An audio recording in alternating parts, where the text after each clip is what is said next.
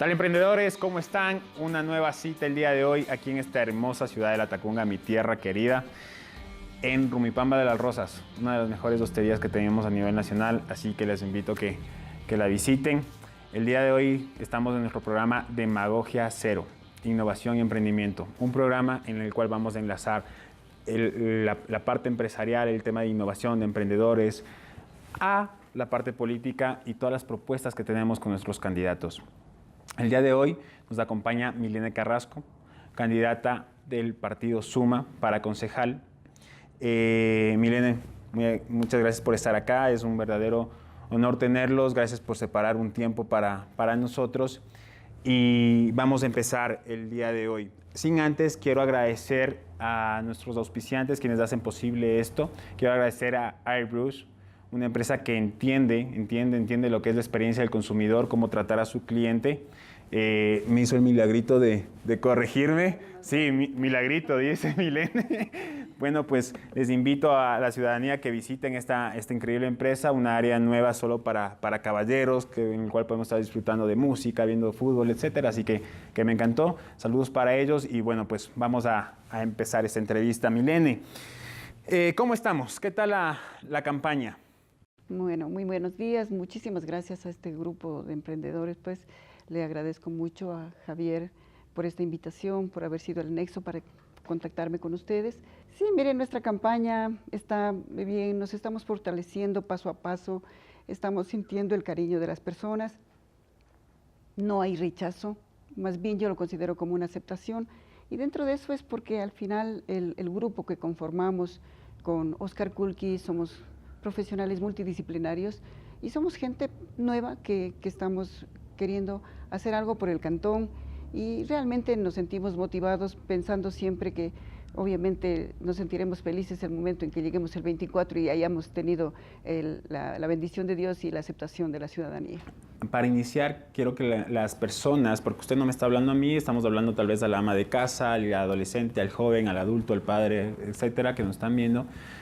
Queremos conocer un poco más su perfil, no tanto personal, pero sí queremos entender sus bases, su ideología política para entender las propuestas que hoy nos va a contar que ustedes están planteando, ¿sí?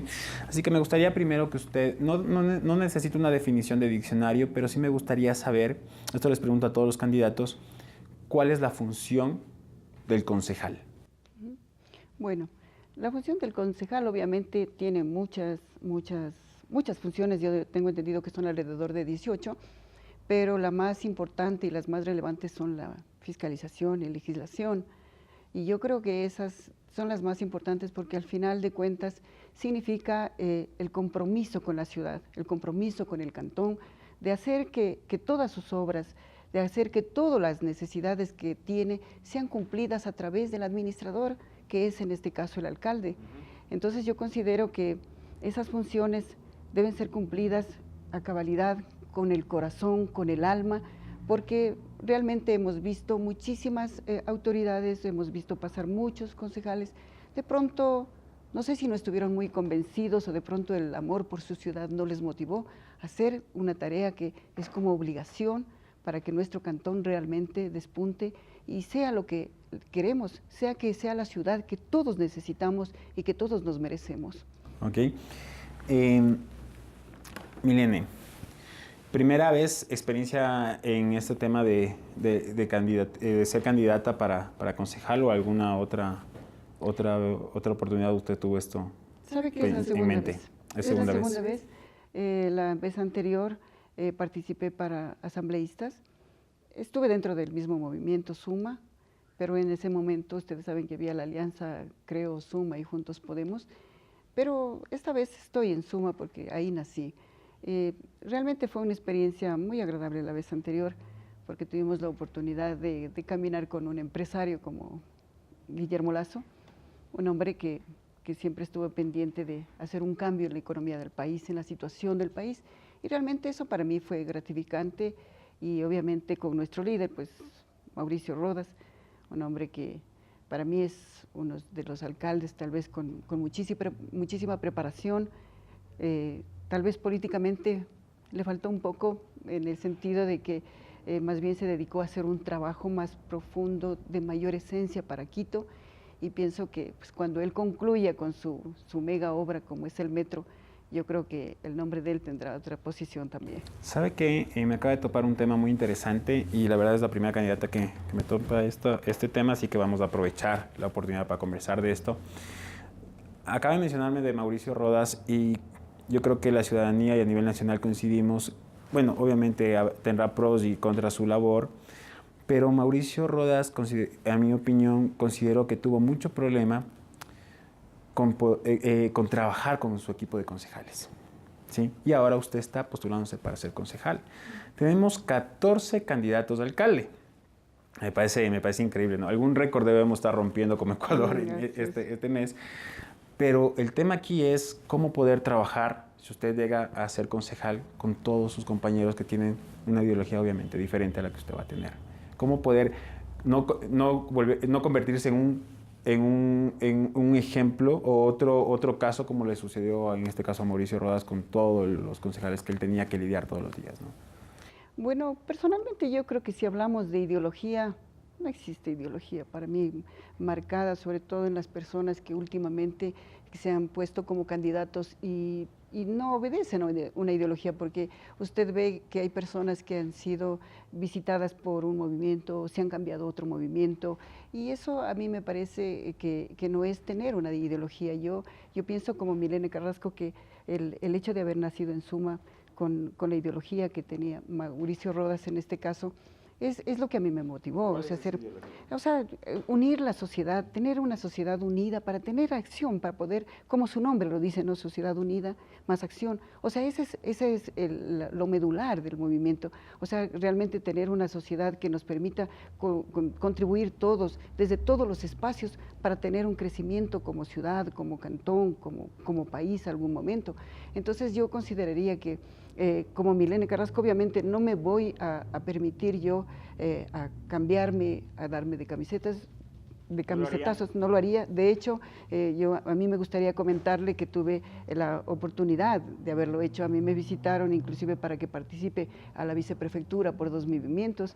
Y usted ve que es una dignidad mayor, pero yo estoy convencida de que eso para mí no va. O sea, yo creo que nací en Suma, seguiré en Suma hasta cuando yo... ¿Qué opina de candidatos que yo he visto que llevaban la camiseta de un partido?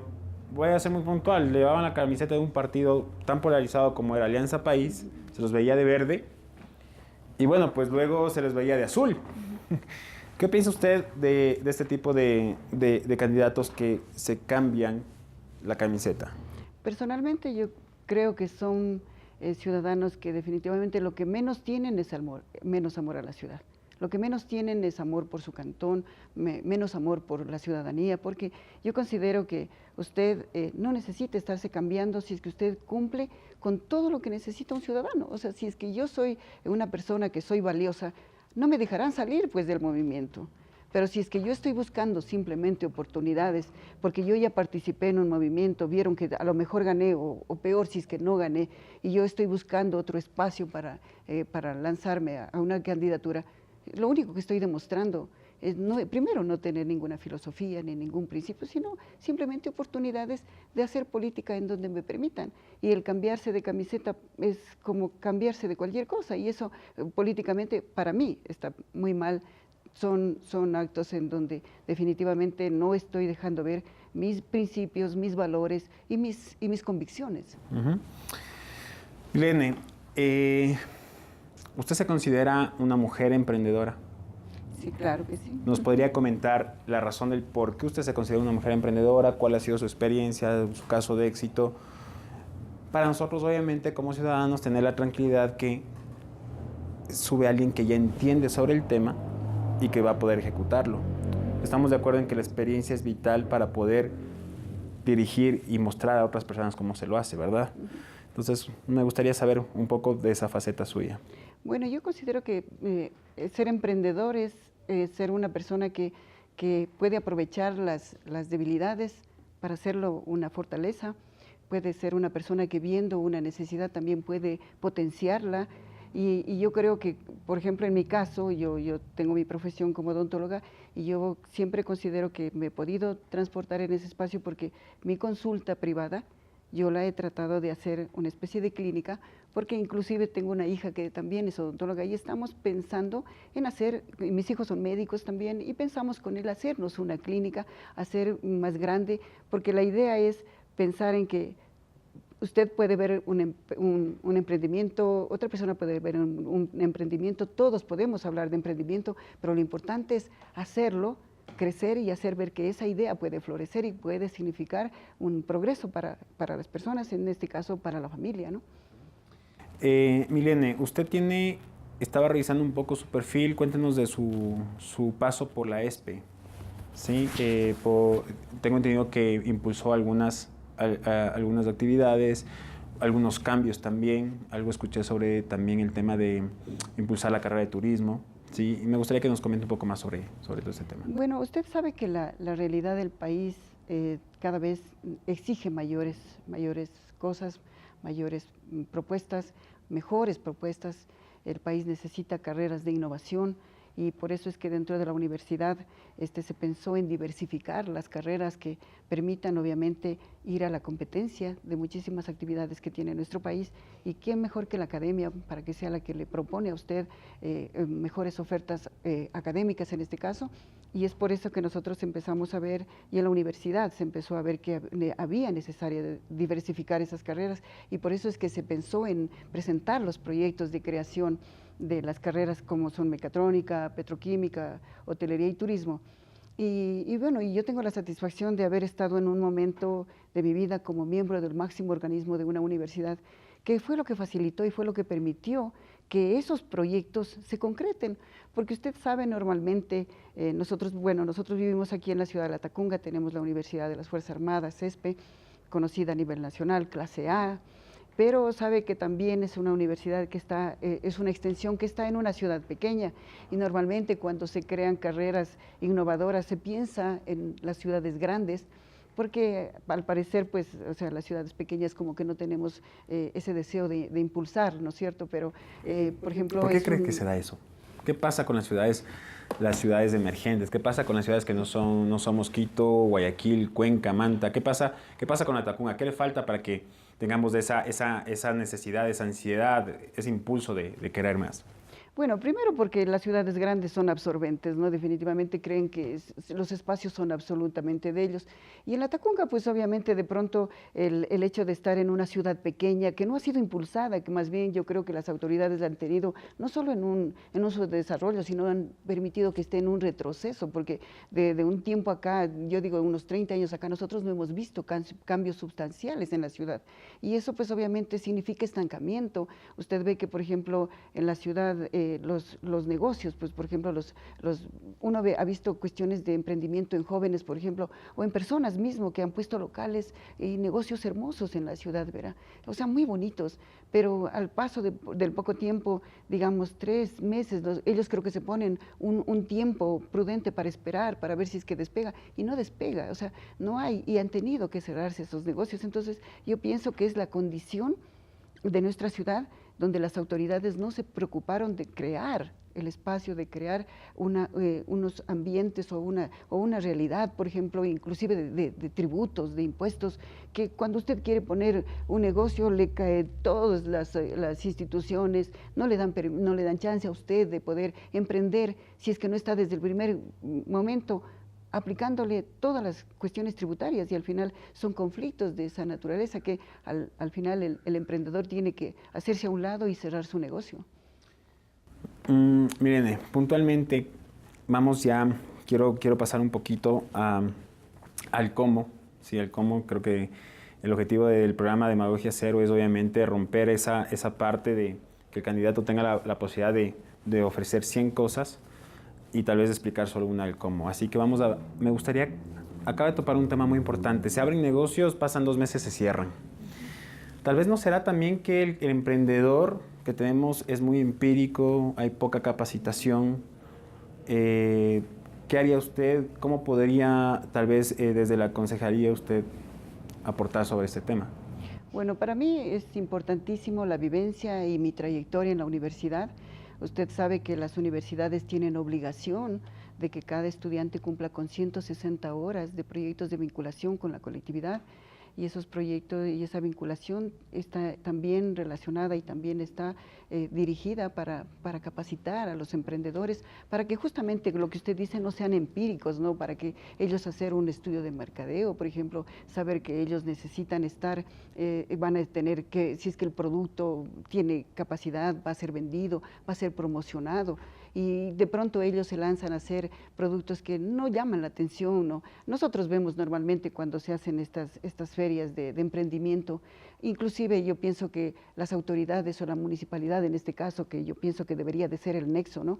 No tampoco no se les ayuda a estos emprendedores a que esos productos sean promocionados. Entonces, a mi parecer, yo lo que considero es que es importantísimo relacionarla y hacer lo que dice la Constitución, lo que dice la ley, que dice que el municipio tiene que trabajar con todas las instituciones del Estado.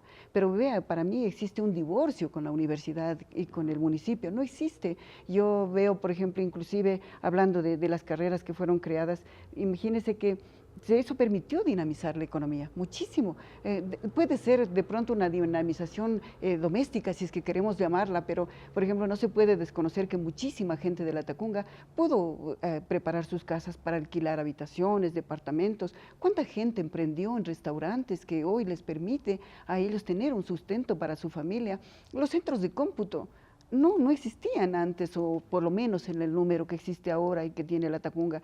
Y es porque al final de cuentas todo ese potencial que crearon esas carreras no se la puede dejar a un lado. Y yo pienso que, por ejemplo, en este caso, el relacionarlo al municipio con las universidades a través de estos proyectos de vinculación, inclusive con cooperativas que tienen esa capacidad y tienen ese deseo de hacer un servicio, de ayudar, poner ese capital semilla en los emprendedores, que también es importante, porque ser emprendedor significa también que yo tengo que tener un capital que a mí me permita crear un emprendimiento. Entonces, yo creo que tiene que ser, hablando así en términos un poco más técnicos, una relación tripartita que permita realmente ayudar, promocionarlo y sobre todo que nazcan esos emprendedores, que hay muchísimos. Diga usted, por ejemplo, nosotros en la universidad, a través de las carreras, tenemos emprendimientos maravillosos, proyectos maravillosos de los jóvenes estudiantes. Por ejemplo, sobre todo este equipamiento de salud que hacen los jóvenes estudiantes de la universidad, como por ejemplo aparatos que le permiten a usted hacer una rehabilitación de rodilla, por ejemplo. Normalmente, ¿qué hace el fisioterapista? Usted va, le da masaje, le da todo lo que tiene que hacer, le da todo a través de su actividad física, de sus músculos y de todo, y usted los ve, terminan cansados y a lo mejor inclusive ellos enfermos de esto, ¿no? Pero usted ve que tiene aparatos que le permite subir, bajar la rodilla, usted pulsa, le programa, y son emprendimientos maravillosos. Por ejemplo, inclusive esa rehabilitación virtual también de personas con daños de cerebro, por ejemplo, usted le pone las gafas al paciente a través de una pantalla y le motiva al paciente a que él pueda estar cogiendo aparatos de lo que él ya está prácticamente imposibilitado. Entonces, todos esos son proyectos maravillosos que nunca han podido los estudiantes conseguir repuntar en su habilidad, en su conocimiento, porque eso no es cuestión de que los estudiantes han cogido y han puesto ahorita y mañana está el proyecto, no está, es un proceso de conocimiento y de aplicación de esos conocimientos. Milene, ahora que estamos topando el tema de estudiantes y veo que usted tiene mucha experiencia por esta parte, ¿qué opina usted sobre el tema tan controversial a nivel nacional? Y es una frase ya común entre los jóvenes que se gradúan, que le mencionan, bueno, me acabo de graduar, tengo mi título y no consigo trabajo. Pero aquí viene la otra parte, ¿no? La otra cara de la moneda. El empresario está arriesgando su capital, su presupuesto, su reputación, puede ser incluso en tema de la empresa, y tampoco puede contratar a alguien sin experiencia. Entonces tenemos dos puntos en los cuales es un tira y jala todo el tiempo, ¿no? Tal vez usted tendría alguna opción para este tipo de problemática que ya es muy usual, y ustedes obviamente con la experiencia que ha tenido en las universidades tal vez debe haberlo palpado de mayor manera, ¿no? ¿Qué podríamos hacer ante algo así?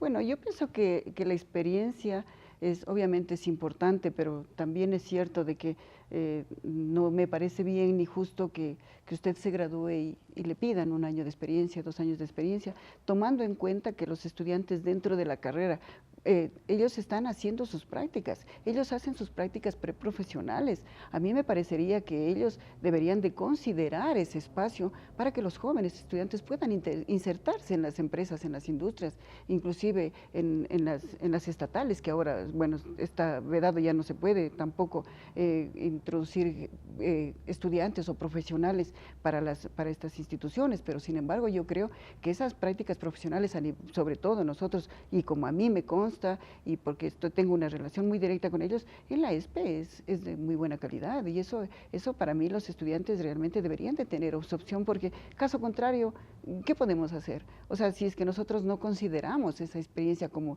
dentro de las prácticas profesionales, entonces no tendríamos opción nunca de trabajar. A mí me parece que las empresas deberían de dar la oportunidad y de valorar, obviamente, ¿no? Uh-huh. Bueno, en ciudades, por ejemplo, como Quito, Guayaquil, se lo ve más, me imagino que acá también se debe dar, pero tal vez no en un porcentaje tan alto.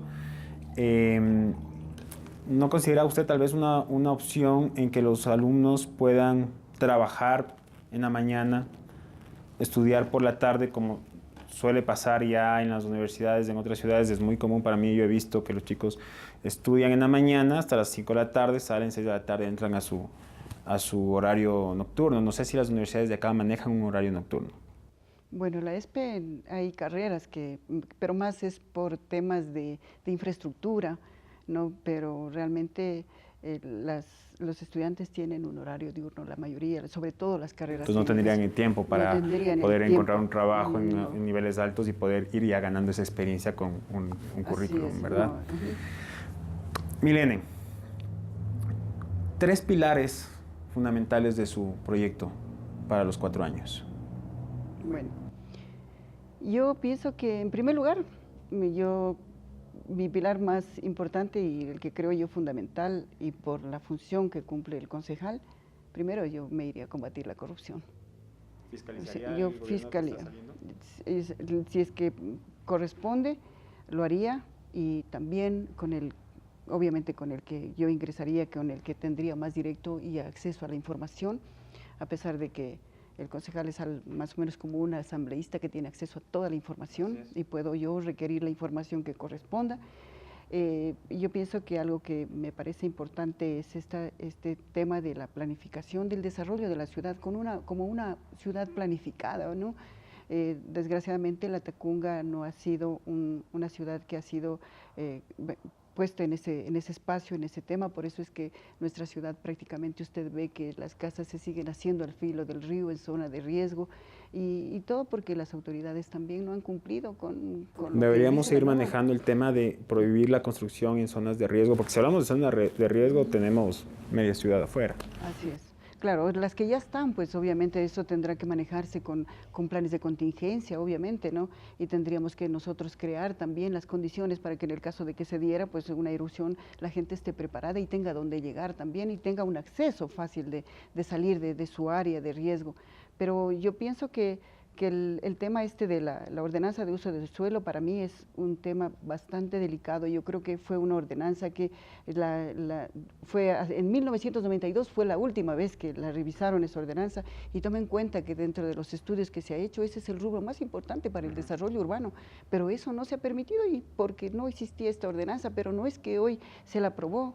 Acordarán ustedes que esta ordenanza se la empezó a observar desde agosto del 2015, cuando nos hicieron asustar que iba a erupcionar el volcán, y desgraciadamente ahí empezó a revisársela nuevamente a la ordenanza, y han pasado 3 años porque recién en noviembre se la hizo ver, y vea que esa ordenanza tuvo estudios que hizo la Politécnica Nacional a través del geofísico, pero no se observó todo eso. Inclusive para mí, y les puedo decir frontalmente, son más de 700 artículos que tiene esa ordenanza, y yo me atrevería a pensar que nunca fue revisada por los concejales del momento. Okay. ¿Otro pilar que usted nos pueda mencionar? Algo que también, la corrupción, el segundo. El otro es el tema del tránsito. Yo creo que ese es un problema muy grave que tiene la ciudad. Vea, a veces son odiosas las comparaciones, ¿no? Pero vea ese liderazgo de Nebot, realmente, cuando el gobierno tenía mucho dinero, empezó a quitar las competencias, pues porque todo quería manejarlo el gobierno, ¿no? Pero cuando ya empezó a perder recursos, ahí sí dijo, ¿sabe qué? Ahora la Estamos competencia hablando sí le vuelve, ¿no? de la administración anterior. De la administración anterior. Entonces, el presidente de ese momento, bueno, quitó la competencia, ahora les devolvió la competencia, ¿no? Con el tránsito. ¿Y qué pasa ahora? La Tacunga es un caos vehicular. La Tacunga es algo que antes nosotros teníamos un problema de movilización en horas pico, cuando había las escuelitas, los colegios que salen, ¿no? Pero ahora es todo el tiempo, y es porque lamentablemente para mi criterio, cierto es que dentro de la norma dice que tiene que tener categoría A la ciudad para que le den asignación y todo, pero también la ley dice clarito que si es que usted le dan una competencia, la competencia va del brazo del presupuesto. Okay. Eso es lo que hizo Nebot. Yo le manejo el tránsito siempre y cuando usted me dé 48 millones que necesito para manejar esto. Acá no se hizo ni lo uno ni lo otro, simplemente dejaron que le ponga, y no hay manejo de tránsito, no hay agentes civiles de tránsito que manejen este tema. Y nosotros vemos infractores todo el tiempo, nosotros vemos que los señores de los buses cogen y hacen uso y abuso de las paradas, no respetan. Entonces, eso es un tema que para mí es bastante delicado y que realmente la Tacunga debería de tener una mejor situación. ¿El último pilar? ¿Cuál? El otro es el tema de la informalidad. ¿Qué haría usted con los informales? Que es la pregunta de todo funcionario público a nivel nacional. ¿Qué haría usted? Bueno, yo pienso que en primer lugar hay que hacer un discernimiento y hay que hacer un estudio para determinar quiénes son informales de mi ciudad y quiénes son informales de otra ciudad. ¿Qué pasaría con los informales de otra ciudad? Bueno, ellos que siguen siendo ecuatorianos, ¿no? Siguen siendo ecuatorianos, pero hay que tomar en cuenta que ellos no aportan, ellos no pagan ningún impuesto, ellos vienen, hacen su venta, su producto, de pronto quitando el espacio para los nuestros, y ellos tendrían que también pagar un impuesto y aparte de eso tener también la obligación de que como dejan el espacio, pero porque usted ahora ve, lo único que nos dejan a nosotros es basura. Entonces yo pienso que inclusive eso es ir en contra de los propios, de los nuestros, porque a los nuestros ahí sí hay un policía municipal que está atrás del pobre, quitándole sus productos, quitándole sus ventas, y a ellos, ¿qué pasa con ellos? Nosotros tenemos que preocuparnos. Vea, es lamentable, yo pienso que de la administración de la anterior a la que está por terminar, se hicieron unos mercados, para mí sin ningún tipo de planificación, sin ningún tipo de estudio estructural, porque si ustedes ahora ven este mercado que está aquí, el que le dice el mercado cerrado, súbase al parqueadero. Y hay huecos en el parqueadero, en la losa del parqueadero. Entonces, yo entiendo que, ¿quién fue? Fue arquitecto, fue planificador, urbanista. ¿Qué pasó? Y se hicieron 4 pisos de un mercado, en donde usted ve, no hay uso. Es un mercado que está siendo subutilizado. ¿Por qué no se pudo haber pensado en hacer un mercado que en todo un espacio, en todo ese espacio porque ahí hay 2 plazas? Bueno, ¿no? El mercado en ese momento está construido. ¿Qué podríamos hacer? Ya es una obra que la tenemos. Optimizar los espacios realmente, porque nosotros vemos que no se los utiliza sino temporalmente, organizar a todas las personas que están informales, hacerlas formales, porque no hay otra manera, porque ellos también son personas, también son seres humanos, tienen una familia atrás, hay hambre, hay necesidad y usted tiene que darle un espacio, pero la única manera es haciéndolos formales y ubicándolos en estos espacios que para mí están subutilizados. Considero que es un perfil diferente a los perfiles que he entrevistado. Lo que sí es importante, obviamente, si llegamos a ser elegidos, tratar de cumplir las expectativas que hemos generado en los ciudadanos al pedir el voto. Bueno, realmente agradecer este espacio porque, insisto, es el mejor para llegar a la ciudadanía. Y obviamente yo como Milene Carrasco, como una mujer profesional que simplemente mi vida ha transcurrido en la Universidad de las Fuerzas Armadas, CESPE. He tenido espacios muy gratificantes para mí, no solo para los estudiantes con la creación de esas carreras, sino también para mis compañeros que fueron quienes me impulsaron a estar en ese espacio.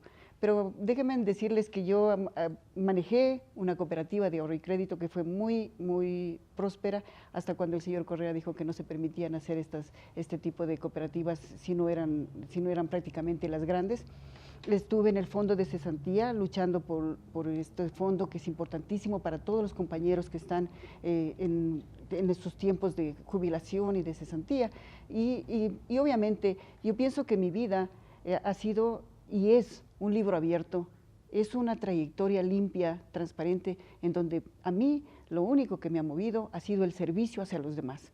Yo digo y lo insisto y me expongo, digamos, a que todos los latacungueños vean y abran mi vida y vean que realmente Milene Carrasco es una mujer de servicio, una mujer que ha hecho muchísimas cosas desde el espacio que ha tenido y todo en el afán de simplemente servir y hacer bien las cosas. Obviamente la transparencia y hacer que el cantón tenga lo que necesita, hacer que tener y luchar por tener una ciudad que todos merecemos. Y esa es esa ciudad de oportunidades, es una ciudad segura, eso es una ciudad tranquila, donde todos podamos emprender, donde todos podamos vivir con dignidad. Y yo pido el voto por Milene Carrasco. Muchísimas gracias. Eso, amigos, eso ha sido todo por hoy en su programa Demagogia Cero. Los invito a compartir, tienen toda la información en el detalle. Escribirnos, comentar qué les pareció la entrevista, dar consejos a Milene, etcétera. Y los esperamos en nuestro siguiente programa, que estaremos conversando con más candidatos hacia el liderazgo de nuestra provincia y de nuestra ciudad. Eso es todo, emprendedores. Nos vemos en otra oportunidad.